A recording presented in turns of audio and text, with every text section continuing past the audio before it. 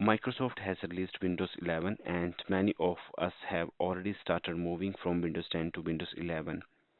In Windows 11, Microsoft has done lots of changes. If you have recently upgraded your system and don't know how to shut down or restart your system, then this video will be very helpful to you. I will show you all three options along with their purpose. So stay connected and I see you in another part of the video. Click on the start button. The new window will appear and you will notice power button in bottom right corner. Click on the power button. You will notice three options there. The first option is the sleep. This will just put your machine in hibernation mode.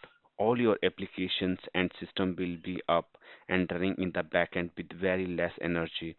This feature is helpful when you are going away just for a couple of minutes. The second option is shutdown.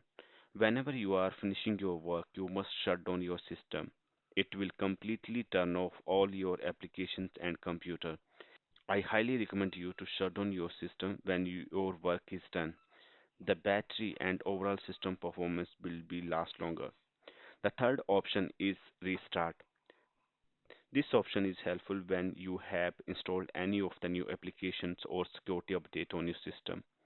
You may restart your system whenever you see downgrade in overall performance also.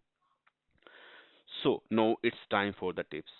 For better performance of your system, you always shut down your computer once you are done with your work. It's not only helping for the longer battery life, but other hardware component would be working well for longer time and you would be needing lesser maintenance. I hope this video was very informative to you. If yes, please do like, share and subscribe my channel if not done yet. Let's connect in next technology video.